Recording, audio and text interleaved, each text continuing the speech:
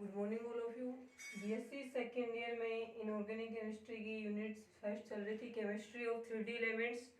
ठीक है, अब इसके अंदर देखिए आप, कल की क्लास में हमने इसका जो कलर वाला टॉपिक था वो कंप्लीट कर लिया था कि जो संक्रमण धातुओं के संकुल यौगिक होते हैं उनमें कलर किस कारण से उत्पन्न होते हैं। उसके बाद में अपना आज का नेक्स्ट टॉपिक रहेगा कोऑर्डिनेशन नंबर एंड ज्योमेट्री, यानी उपसह संयोजक संख्या और ज्यामिति। ये हमें यहाँ पे पढ़ना है। तो सबसे पहले हम ये देखेंगे कोऑर्डिनेशन नंबर है।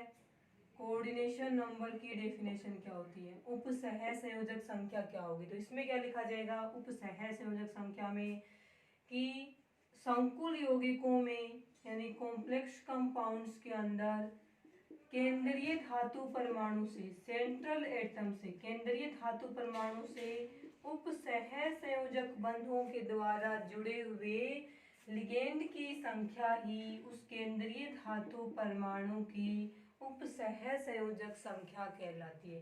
और कोऑर्डिनेशन कंपाउंड्स वाले लेसन में भी हमने पढ़ लिया था उपसह संयोजक संख्या क्या होती है। तो उसमें हमने लिखा था कि किसी संकुल यौगिक में केंद्रीय धातु परमाणु से उपसह संयोजक बंध से जुड़े हुए लिगेंडों की संख्या ही उपसह संयोजक संख्या कहलाती है।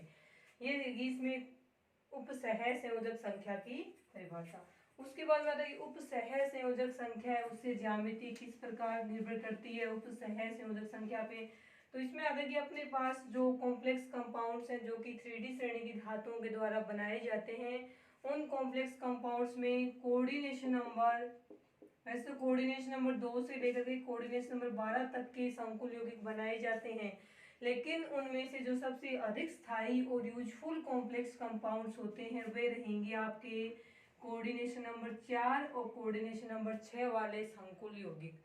अब कोऑर्डिनेशन नंबर 4 वाले जो संकुल यौगिक होते हैं उनमें दो प्रकार का संकरण पाया जाता है, DsP2 संकरण और दूसरा पाया जाता है sp3 संकरण। DsP2 संकरण होगा, कोऑर्डिनेशन नंबर 4 हो और DsP2 संकरण हो तो वहां पे ज्योमेट्री रहेगी आपके स्क्वायर प्लेनर यानी वर्ग समतलीय ज्यामिति बनती है। और यदि कोऑर्डिनेशन नंबर 4 हो और संकरण sp3 हो तब वहां पे ज्योमेट्री बनेगी टेट्राहेड्रल या चतुष्फलकीय ज्यामिति बन जाती है।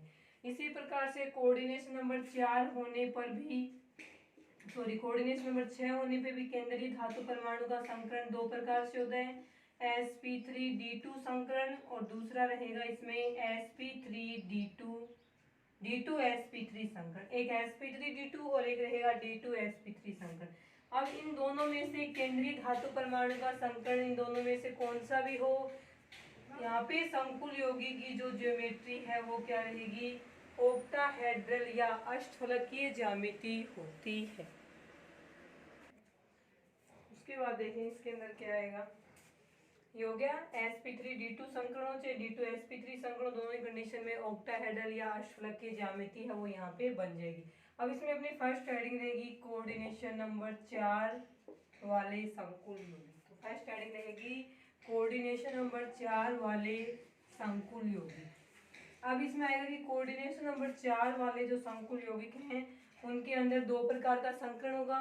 तो एक होगा sp3 संकरण जिससे हमारी टेट्राहेड्रल ज्योमेट्री बनेगी और सेकंड रहेगा dsp2 संकरण जिससे वर्ग समतलीय ज्यामिति बनती है। तो कोऑर्डिनेशन नंबर 4 वाले कॉम्प्लेक्स कंपाउंड है उसमें ए नंबर पे हम लिख रहे हैं कि sp3 संकरण वाले टेट्राहेड्रल कंपाउंड, sp3 संकरण वाले टेट्राहेड्रल ज्योमेट्री वाले कॉम्प्लेक्स कंपाउंड है वो हम पहले यहाँ पे पढ़ेंगे। उसके अंदर हमारा एग्जाम्पल रहेगा हमें कि कोऑर्डिनेशन नंबर 4 वाले वे संकुल यौगिक जिनमें केंद्रीय धातु परमाणु का संकरण sp3 होता है वे चतुष्फलकीय ज्यामिति बनाते हैं। एग्जाम्पल रहेगा अपना फर्स्ट NiCl4 -2। ठीक है, ये कॉम्प्लेक्स है, इसका नाम रहेगा टेट्राक्लोरोनिक्लेट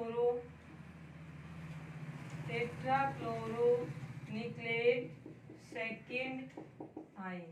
ठीक है, ये अपना एक कॉम्प्लेक्स कंपाउंड है जिसका आईयूपीएसी नाम रहेगा टेट्राक्लोरोनिक्लेट सेकेंड आयन। अब हमें इसके अंदर संकरण ज्ञात करना है, संकरण ज्ञात करके हमें इसकी ज्योमेट्री है वो बनानी है।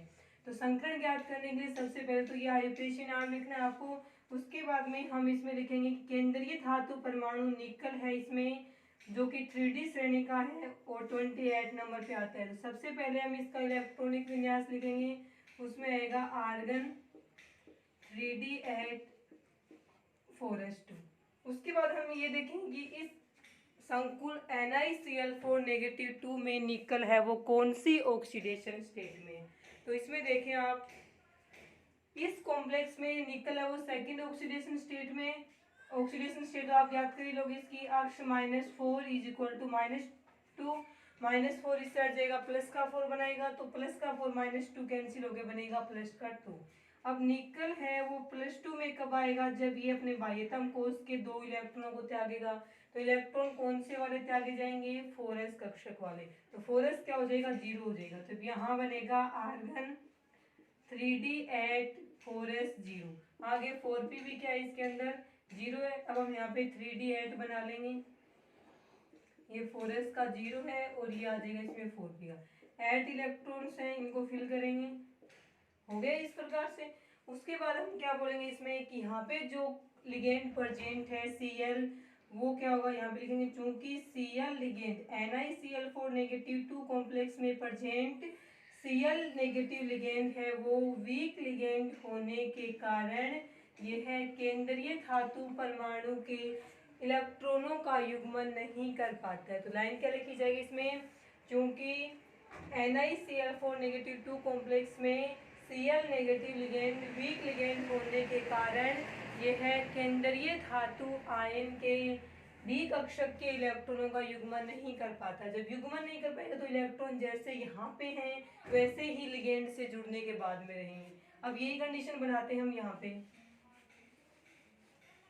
यही बनाई जाएगी कि निकल है Ni और Cl4, इसको NiCl4 -2 कॉम्प्लेक्स है। अब इसके अंदर इलेक्ट्रॉनिक विन्यास यही रहेगा इसका, आर्गन 3D8 4s 0 और 4p में 0। अब 3D8 वाले हम वापिस यही लिख देंगे, हो गया। 4s वाला खाली है और 4p वाले भी क्या है, खाली है।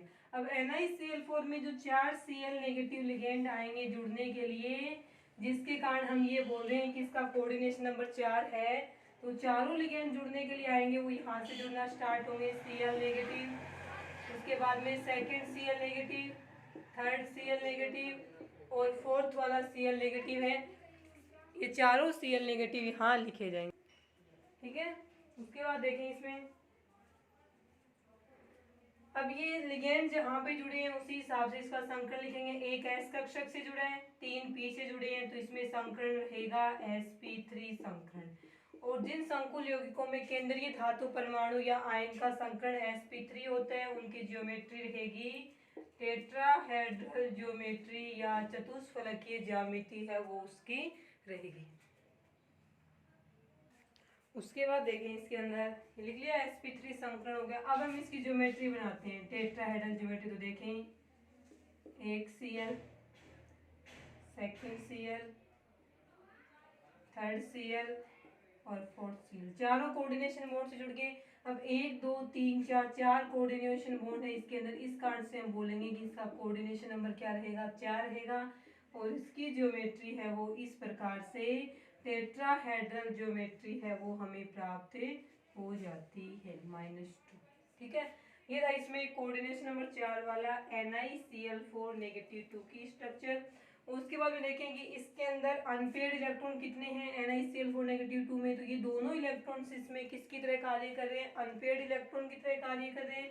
तब हम क्या बोलेंगे कि इसके अंदर नंबर ऑफ अनपेयर्ड इलेक्ट्रॉन 2 है, तो ये कैसा होगा, अनुचुंबकीय प्रवृत्ति दर्शाता है, अनुचुंबकीय प्रवृत्ति दर्शाएगा। अनुचुंबकीय इंग्लिश में क्या बोलेंगे हम, पैरामैग्नेटिक होगा ये, ठीक है, पैरामैग्नेटिज्म शो करेगा।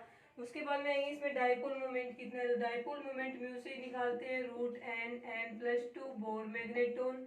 स्मॉल n क्या है, नंबर ऑफ अनपेड इलेक्ट्रॉन 2 है इसकी संख्या, तो म्यू की वैल्यू आ जाएगी 2.84 बोर मैग्नेटोन।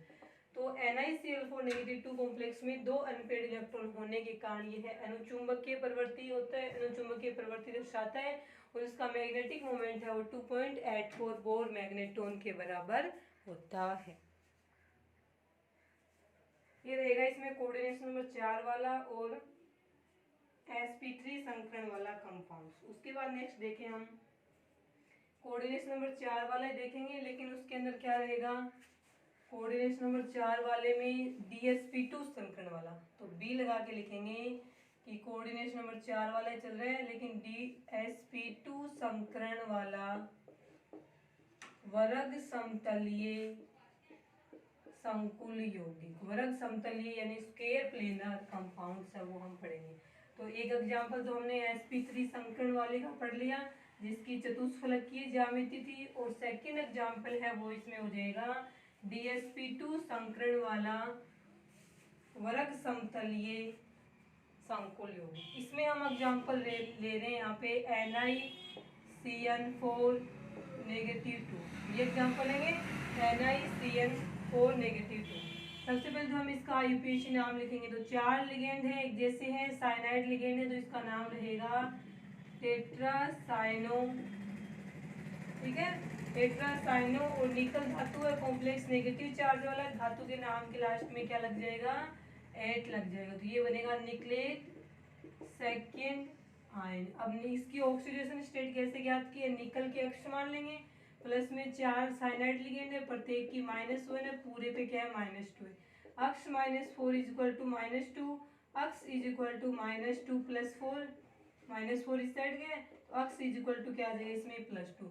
तो NiCN4 नेगेटिव 2 वाले कॉम्प्लेक्स में निकल का जो ऑक्सीडेशन नंबर है वो यहाँ पे रहेगा +2, ठीक है। वही है कि इसमें संकरण और ज्यामिति ज्ञात करने के लिए फर्स्ट स्टेप क्या रहेगा कि केंद्रीय धातु परमाणु है उसका क्या लिखेंगे, इलेक्ट्रॉनिक विन्यास लिखेंगे।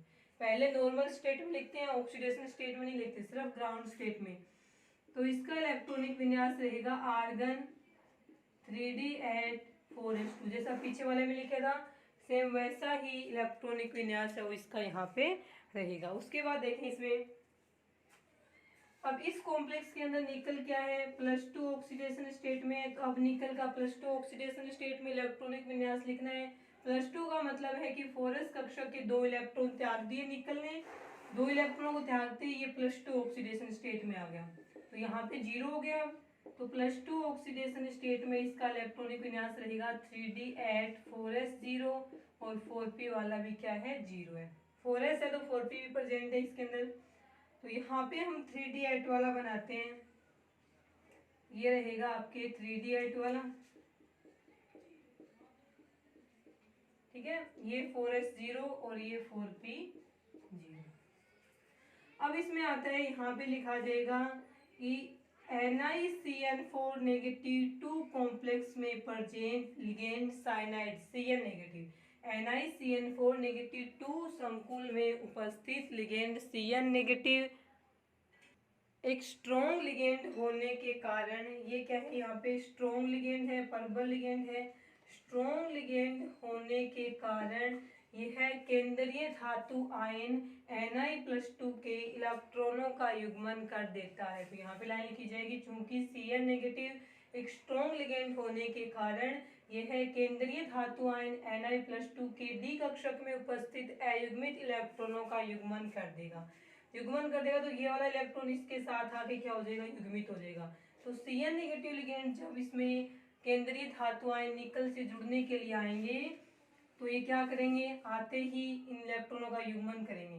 तो यहाँ पे हम लिखेंगे कि NiCN4 जब चारों लिगेंड जुड़ जाएंगे उस कंडीशन में निकल का इलेक्ट्रॉनिक विन्यास उसमें लिखा जाएगा आर्गन 3d8 रहेंगे 8 ही, क्योंकि इसी का इलेक्ट्रॉन इसी में युग्मित हो रहा है, और 4s0 और 4p वाला 0।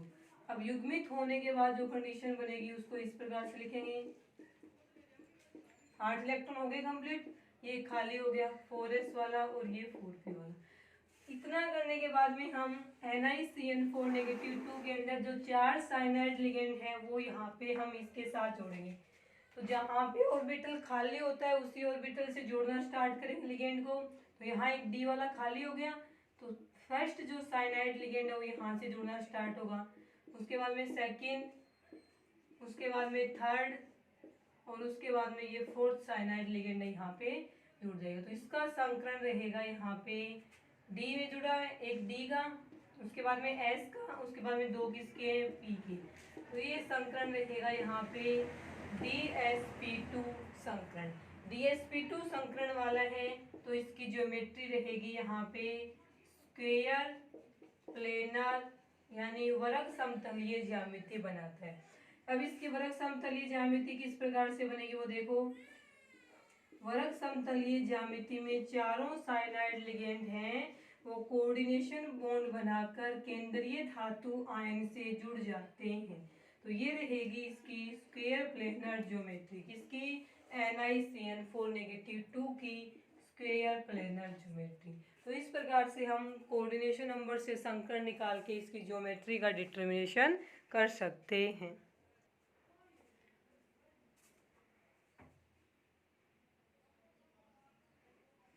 उसके बाद देखें, अब हमें निकालना है इसके अंदर नंबर ऑफ अनपेयर्ड इलेक्ट्रॉन। तो यहाँ देखो सारे के सारे इलेक्ट्रॉन क्या है, पेयर्ड है।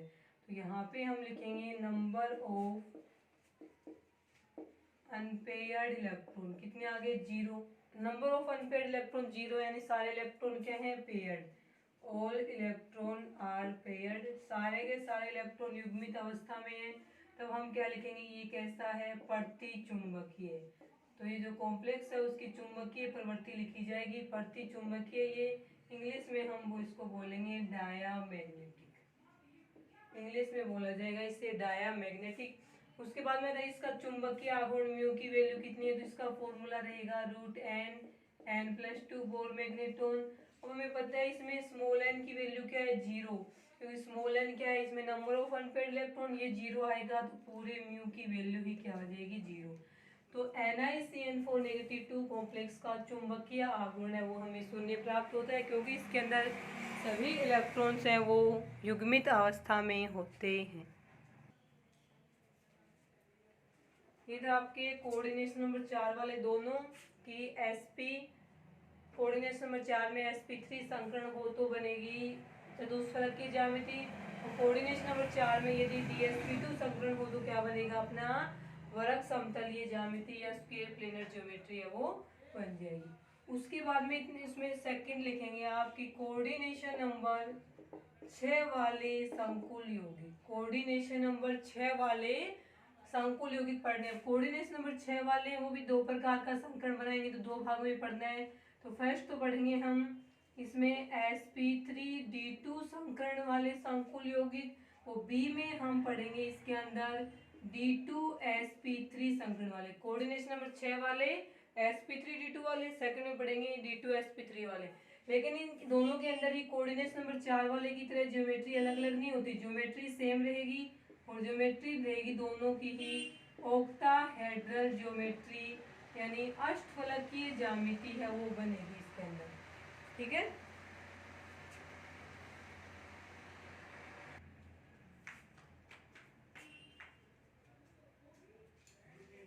ठीक है, तो अष्टफलकीय ज्यामिति में एक इसका एग्जांपल पढ़ेंगे हम और एक इसका एग्जांपल। तो पहले देखें इसके अंदर ये कोऑर्डिनेशन नंबर 6 वाला सेकंड हेडिंग लिखे, कोऑर्डिनेशन नंबर 6 वाले संकुल यौगिक, और कोऑर्डिनेशन नंबर 6 वाले जो संकुल यौगिक हैं उसके अंदर लिखे आप फर्स्ट एक नंबर पे sp3d2 संकरण वाले अष्टफलकीय संकुल यौगिक, sp3d2 वाले अष्टफलकीय संकुल यौगिक, ठीक है।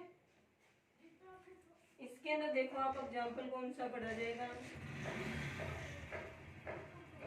तो इसमें सेकंड हेडिंग आपकी लिखनी है कि कोऑर्डिनेशन नंबर 6 वाले संकुल यौगिक, और उसमें ए लगा के लिखें आप कि sp3d2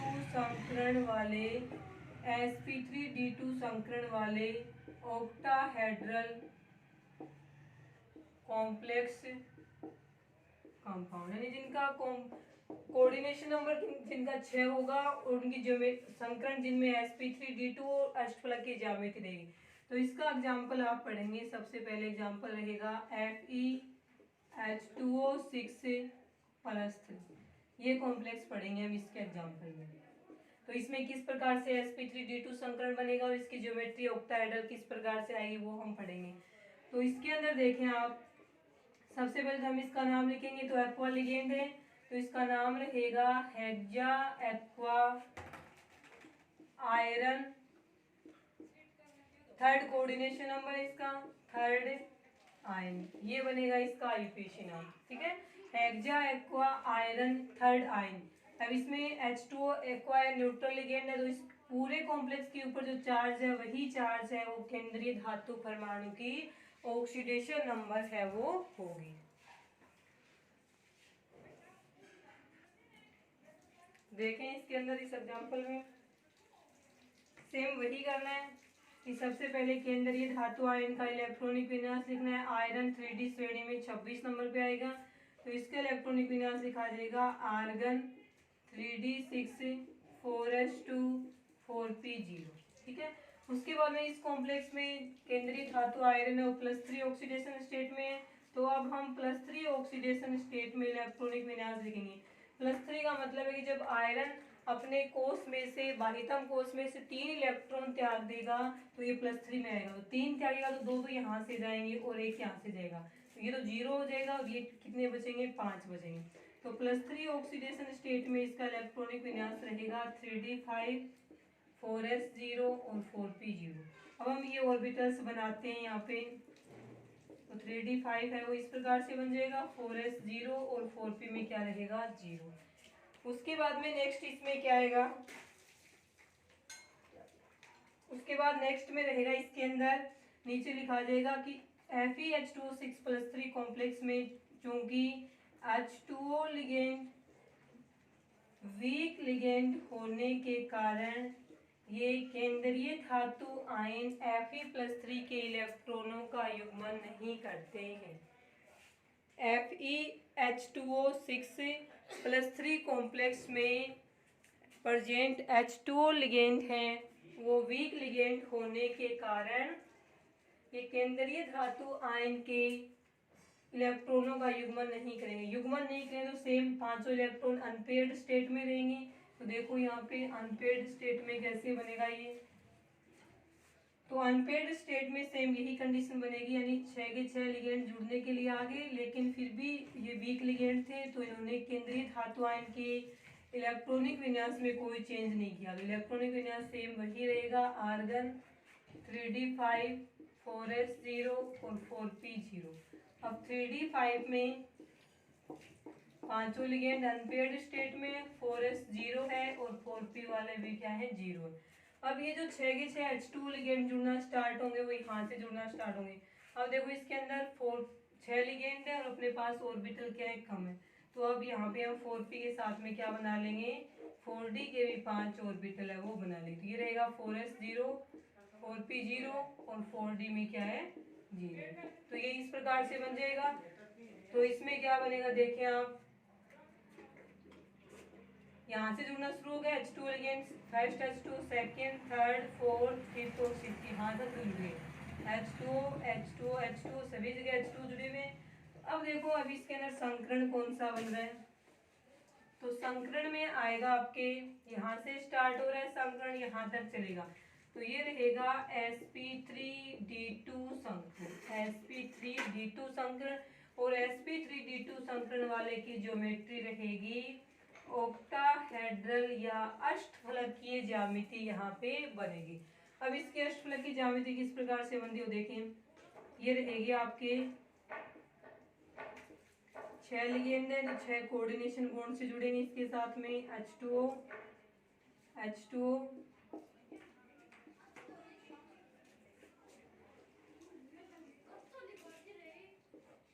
ठीक है, ये बनेगा H2O और ये रहेगा H2, इस प्रकार से जुड़ेंगे। ये होती है इसकी ऑक्टाहेड्रल ज्योमेट्री +3 चार्ज। अब ऑक्टाहेड्रल ज्योमेट्री का एक नाम और भी है, इसको हम क्या बोलते हैं स्क्वायर बोलते हैं। तो इसका नाम क्या रहेगा स्क्वायर।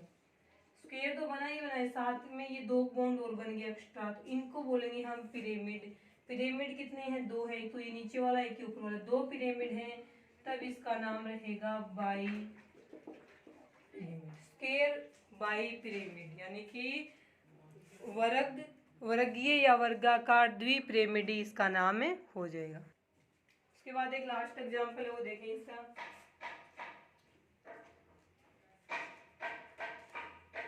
उसमें कोऑर्डिनेशन नंबर 6 वाला ही चलेगा, लेकिन कोऑर्डिनेशन नंबर 6 वाले में बी आ जाएगा इसमें कि D2sp3 संकरण वाले D2sp3 संकरण वाले अष्टफलकीय संकुल योगी ठीक है। तो इसमें क्या आएगा आपके कि D2sp3 संकरण वाले अष्टफलकीय संकुल योगी, ये पढ़ने। अब इसके अंदर जो हम एग्जाम्पल पढ़ेंगे वो एग्जाम्पल रहेगा FeCN6-3, ये अपना एग्जाम्पल रहेगा FeCN6-3। सबसे पहले हम इसका नाम लिखेंगे, तो नाम रहेगा इसका हेक्सासाइनो 6 साइनाइड लिगेंड पूरे कॉम्प्लेक्स पे नेगेटिव में चार्ज है, धातु के नाम के लास्ट में क्या लग जाएगा 8 लग जाएगा, फिर 8 बन गया। थर्ड कोऑर्डिनेशन नंबर है आयन। थर्ड कोऑर्डिनेशन नंबर कैसे आया, अक्ष +6 × -1 प्रत्येक CN का -1 = -3, अक्ष -6 = -3, अक्ष -6 इस साइड जाएगा प्लस का 6 बनाएगा, तो अक्ष क्या आ गया +3। तो कॉम्प्लेक्स FeCN6-3 में केंद्रीय धातु आयन जो आयरन है उसकी ऑक्सीडेशन नंबर रहेगी +3। अब इसमें संकरण और ज्यामिति है वो हमें ज्ञात करनी है। तो संकरण और ज्यामिति ज्ञात करने के लिए सबसे पहले केंद्रीय धातु आयन है आयरन, उसका इलेक्ट्रॉनिक विन्यास लिखेंगे। 26 पे आएगा तो इलेक्ट्रॉनिक विन्यास लिखा जाएगा आर्गन 3d6 4s2 4p0। उसके बाद में संकुल के अंदर केंद्रीय धातु आयन है वो +3 ऑक्सीडेशन स्टेट में, तो +3 में सेम यही कंडीशन बनेगी, 2 इलेक्ट्रॉन ये त्यागेगा, 1 इलेक्ट्रॉन यहाँ से त्यागेगा, तो +3 ऑक्सीडेशन स्टेट में आ जाएगा। तो यहाँ तो बचेंगे 5 और यहाँ हो जाएंगे 0। तो +3 ऑक्सीडेशन स्टेट में इलेक्ट्रॉनिक विन्यास रहेगा इसका 3d5 4s0 4p0। 3d5 हो गया, 4s0 और 4p0 आ गया। उसके बाद में देखो क्या करना है, उसके बाद में आपको लिखना है FeCN6-3 संकुल में उपस्थित Cn negative ligand strong ligand होने के कारण ये केंद्रीय धातु आयन Fe+3 के इलेक्ट्रॉनों का युग्मन कर देते हैं। एक बार फिर से सुनिए इसके अंदर कि FeCN6-3 कॉम्प्लेक्स में उपस्थित 6 के 6 Cn नेगेटिव लिगेंड है, वो स्ट्रॉन्ग लिगेंड होने के कारण ये केंद्रीय धातु आयन Fe+3 के इलेक्ट्रॉनों का युग्मन करेंगे। तो ये वाला इलेक्ट्रॉन जाएगा यहाँ पे, ये वाला इलेक्ट्रॉन जाएगा यहाँ पे, एक तो यहाँ भी क्या बचेगा अनपेयर्ड स्टेट में उपस्थित हो जाएगा। उसके बाद देखें जब यहाँ पे युग्मन हो जाएगा तो युग्मन होने के बाद में क्या कंडीशन बनेगी, युग्मन कब होगा जब लिगेंड जुड़ने के लिए आएंगे। तो FeCN6-3 वाला जो कॉम्प्लेक्स है उसमें इलेक्ट्रॉनिक विन्यास रहेगा आर्गन 3d5, युग्मन होने के बाद भी 3d5 रहेगा क्योंकि युग्मित इलेक्ट्रॉन d कक्षक के अंदर ही है, 4s0 और 4p0। अब 3d5 में देखें ये हो गया 4s0 और यहाँ पे रहेगा ये 4p0। अब नेक्स्ट देखें, अब 6 जो साइनाइड लिगेंड है यहाँ से जुड़ना स्टार्ट, जहाँ से वेकेंट ऑर्बिटल इनको प्राप्त होगा वहीं से ये जुड़ना स्टार्ट कर देते हैं। 3 4 5 और 6 के 6 साइनाइड लिगेंड है वो यहाँ के जुड़ गए। तो देखो इसके अंदर संकरण कौन सा बन गया, तो संकरण में हम यहाँ से स्टार्ट करते हैं। संकरण में 2 D के हैं D2, उसके बाद एक S का है, SP के कितने हैं 3 है, तो D2sp3 संकरण है वो यहाँ पे बन गया। D2sp3 संकरण वाले की ज्योमेट्री है वो क्या रहेगी ऑक्टाहेड्रल या अष्टफलकीय ज्यामिति बनेगी सेम हुई। तो अष्टफलकीय ज्यामिति इसकी रहेगी Fe, ज्योमेट्री है वो सेम बनेगी चाहे sp3 संकरण हो चाहे सॉरी sp3d2 संकरण हो चाहे d2sp3 संकरण हो, और साइनाइड में डोनर एटम है वो क्या होता है, कार्बन होता है। तो इस प्रकार से हमें यहाँ पे अष्टफलकीय ज्यामिति प्राप्त हो सकती है, प्राप्त हो जाएगी। और दूसरा नाम इसका क्या रहेगा, वही स्क्वायर बाइपिरामिडी।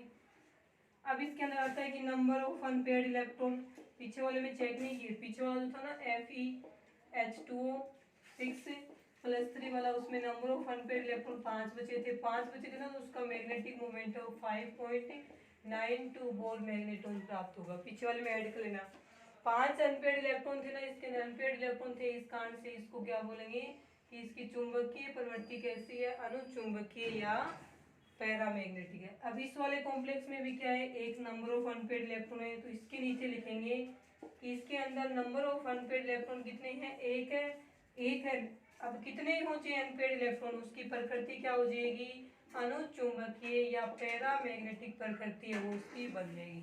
अब इसमें मैग्नेटिक मोमेंट कितना होगा, तो फॉर्मूला यही रहेगा, √n+2 बोर मैग्नेट्रॉन से निकालेंगे।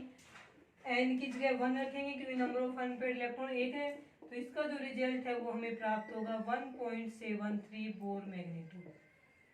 ठीक है, तो इस प्रकार से कोऑर्डिनेशन नंबर 6 वालों में भी दो प्रकार के संकरण बनेंगे, sp3d2 और d2sp3, और इन दोनों में सेम ज्योमेट्री बनेगी, ऑक्टाहेड्रल। तो इस प्रकार से कोऑर्डिनेशन नंबर और ज्योमेट्री को हम एक दूसरे से रिलेट करेंगे। कोऑर्डिनेशन नंबर 4 वाले दो sp3 टेट्राहेड्रल ज्योमेट्री में रहेगा, और dsp2 है वो स्क्वायर प्लेनर में रहेगा। और ऑक्टाहेड्रल में कोऑर्डिनेशन नंबर 6 वाले में दो बनेंगे, sp3d2 d2sp3, दोनों की जो ज्योमेट्री है वो क्या रहेगी, सेम रहेगी। ये था अपना कोऑर्डिनेशन नंबर और ज्योमेट्री। उसके बाद में एक टॉपिक है इसके अंदर बाइनरी कंपाउंड्स का, यानी कि कॉम्प्लेक्स कंपाउंड्स है वो द्विअंगी यौगिक या बाइनरी कंपाउंड कैसे बनाते हैं वो हम पढ़ेंगे नेक्स्ट क्लास में। आज के लिए इतना है।